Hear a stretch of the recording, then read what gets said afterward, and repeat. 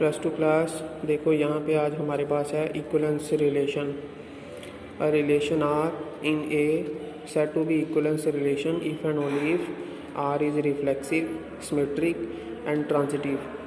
मतलब जो relation are है किसी भी सेट ए में जो डिफाइन करना है हमने रिलेशन आर, वो इक्विवेलेंस तब होगा जब वो रिफ्लेक्सिव भी होगा, सिमेट्रिक भी होगा और ट्रांजिटिव भी होगा।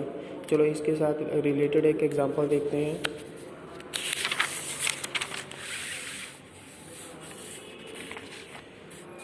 ये देखो हमारे पास जो एग्जांपल है उसमें दिया हुआ है, show that the relation R in the set z of integers given by r is equal to A B 2 divides a minus B is an equivalence relation. मतलब जो r हमने डिफ़ाइन किया है वो सेट ऑफ इंटीजर्स में define किया है, तो ए बी जो है वो इंटीजर्स है, तो उसमें किस तरह के एलिमेंट होंगे r में, वो जो जब 2 a माइनस बी को डिवाइड करता है, 2 डिवाइड्स a माइनस बी। तो हमने इस रिलेशन को हमने बताना है कि ये रिलेशन है इक्विवेलेंस रिलेशन। तो इक्विवेलेंस रिलेशन बताने के लिए जो है सबसे पहले हम जो है एक एलिमेंट कंसीडर करते हैं ए के बीच में।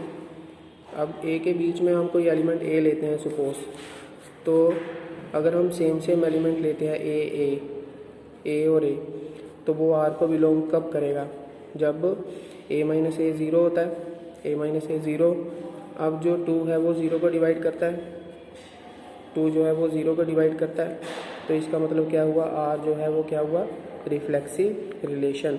क्योंकि जब हम रिफ्लेक्सिव रिलेशन शो करते हैं तो हम एक एलिमेंट लेते हैं सेट के बीच में और दोनों एलिमेंट सेम होने चाहिए। अब दोनों को माइनस करेंगे तो 0 आता है। अब 2 0 को डिवाइड करता है, तो इसका मतलब आर जो है वो क्या हुआ, रिफ्लेक्सिव रिलेशन। अब हम दूसरा एलिमेंट लेते हैं ए बी आर के बीच में। जब हम ए बी आर के बीच में कोई एलिमेंट लेते हैं तो इसका मतलब ये हुआ कि 2 जो है वो ए माइनस बी को डिवाइड करेगा। जब 2 ए माइनस बी को डिवाइड करेगा तो for some integer N, some integer z जो है वो ए माइनस बी 2n के इक्वल हो जाएगा, क्योंकि जो 2 है वो ए माइनस बी का फैक्टर बन जाएगा। अगर 2 ए माइनस बी को डिवाइड करता है तो 2 जो है वो उसका फैक्टर हो जाएगा। तो किसी ना किसी एक इंटीजर के लिए जब हम उसको मल्टीप्लाई करेंगे 2 के साथ, तो वो a माइनस बी के इक्वल ज़रूर आएगा।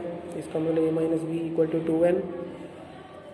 तो हम यहाँ पे क्या करेंगे, a माइनस बी को रिवर्स करते हैं।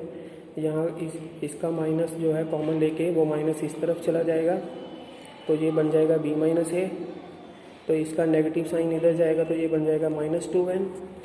तो माइनस n जो है वो कॉमन ले लिया हमने, तो माइनस n भी क्या है यहाँ पे, इंटीजर, ये भी इंटीजर है। इसका मतलब ये हुआ कि जो 2 है वो b माइनस ए को डिवाइड करता है, 2 डिवाइड्स b माइनस ए। तो अगर 2 b माइनस ए को डिवाइड करता है तो इसका मतलब ये हुआ b a belongs to r। तो हमने कौन सा एलिमेंट लिया था, A B belongs to r।